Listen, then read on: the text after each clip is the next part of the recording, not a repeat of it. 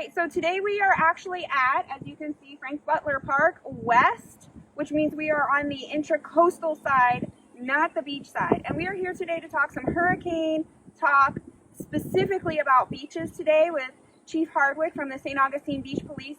And one thing I do want to ask right away is, where do we get our sandbags? Absolutely, you're actually almost standing in the area where the sandbags are at. So just behind us over here, this is where they actually drop the sand. So just to kind of quell a rumor, we used to have a sand drop-off and sandbag location at Ron Parker.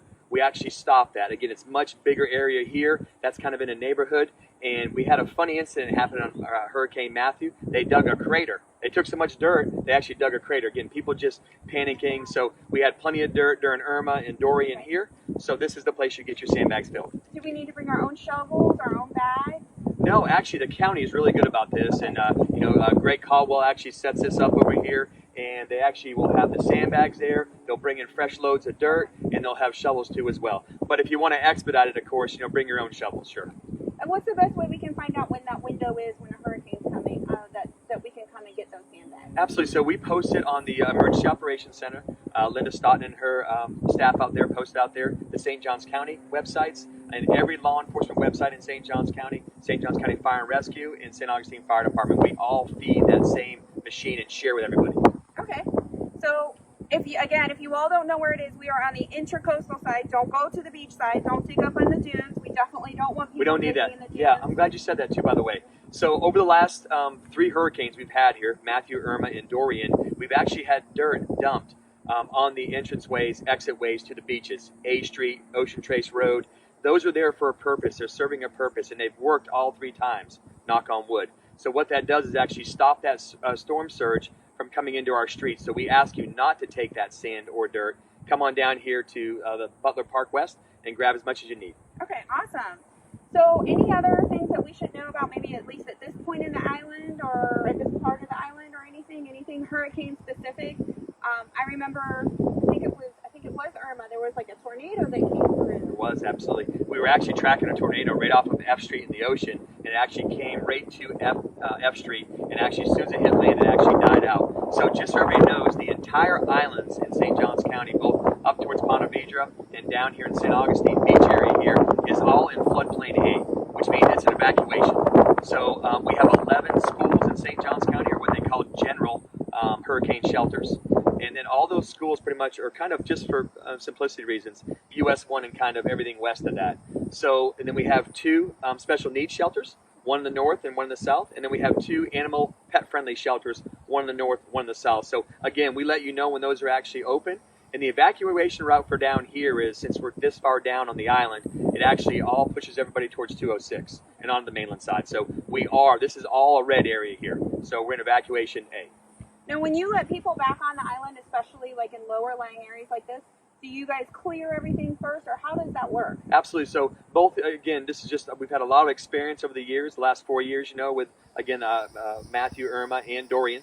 And with that being said, we like to clear the island. We have a lot of overhead power lines usually that are down. We have a lot of debris out there. Of course, when the tides come in, exactly, we're standing here now, when the hurricane actually goes by, there's a lot of flooding that goes on here, especially in the Davis Shores area, on the Matanzas Inlet area, and over here on the actual Matanzas Inlet side.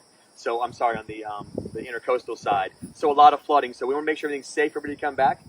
There is law enforcement on the island the entire time, even though we evacuated with curfews. With that being said, we want to make sure it's safe for everybody to come back on the island, and that there's no dangers out here, so nobody gets hurt. Okay. Yeah. Awesome. All right. Sure. Let's go check out some of your cool equipment. Absolutely. Let's go do it. Awesome. All right, so this time I'm going to let Chief tell us where we're at and what we're looking at. Absolutely. This is what they call a high water rescue vehicle. It's actually a U.S. military surplus, and we actually, after Hurricane Matthew, we kind of learned our lesson, because we didn't have none of our vehicles could actually go through the high water. Davis Shores on Beach Boulevard, down in Tropicana Way, in South Beaches in St. Johns County. So this is what they call a 1033 program purchase. So the vehicle is actually worth, for the U.S. military, about $100,000. Oh, wow. But we bought it for $1,000 under the 1033 program. But the understanding is you can't resell it. If we want to get rid of it, we got to give it back to the U.S. military surplus. So again, we used it in Hurricane Irma. We needed it in Matthew, and then of course we used it multiple times in Hurricane Dorian.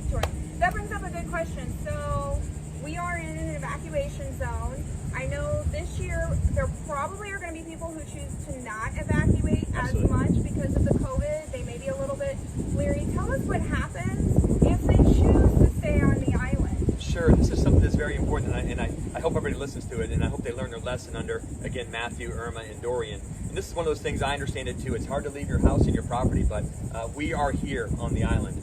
But what happens, there comes a time where law enforcement and fire rescue can no longer respond. It's just too dangerous. And that's, we saw it on Matthew when it really brushed against us and it kind of sat on top of us. It did it again for Irma. There's just a time where our men and women cannot go out because it's too dangerous. So we kind of, bat the hatches down and we actually wait until the storm to go by and then we come back out again. A good example was Hurricane Matthew. The water tide surge was all the way up to RV Hunt School.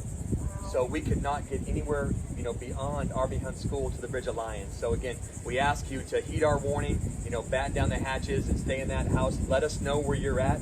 But there does come a time where there is no more services until the storm goes over. Now, I've also heard that could include shutting down water on the island. Sure. So under Hurricane Matthew, we did shut down the water on the island. Now, there was some residual water that was actually in the pipes that were still coming through, but we lost the pressure. And of course, we did lose some power on certain parts of the island. So again, you start losing water, you start losing electricity, you start losing your access to get around the island, which is what happened. Curfew, which we've had all 3 hurricanes, which is usually at 6 o'clock at night till 6 o'clock in the morning. Again, there's just certain things, we limit your restriction and your access to the entire island. So say someone decides they're going to stay on the island and then the evacuation order, the time passes, the storm isn't really bad yet, but the time has passed. Can they still leave the island? Absolutely. So there's going to come a time when the actual storm is on top of us. We're just going to tell you that you're kind of stuck here. But we've had people in the past actually get in their cars and actually head off the island when the island was evacuated. You just can't come back on the island. There's a certain time where the bridges are too dangerous, the wind speeds, so we shut the islands down by bridge access. And how do we find out about when the bridges are shutting? Again, our social media, I think we've learned over the years. The Emergency Operations Center, of course, is kind of our feeder. Everybody feeds everything in there. But all the agencies, law enforcement, fire rescue, even the hospital, a lot of agencies are feeding a lot of data to what's going on. So if you're in your home and you have questions during all this, are we supposed to call you or do we need to be calling the EOC? Either way, you're going to get the same answers. We'll get you the contacts where you need to get a hold of somebody. Awesome, thank you. Thank you very much. And by the way, it's hurricane season, so make sure you're prepared and get all your belongings together and your finances in place. And get ready for hurricane season. Hopefully have a good year this year. All right. Thank you. Thank you.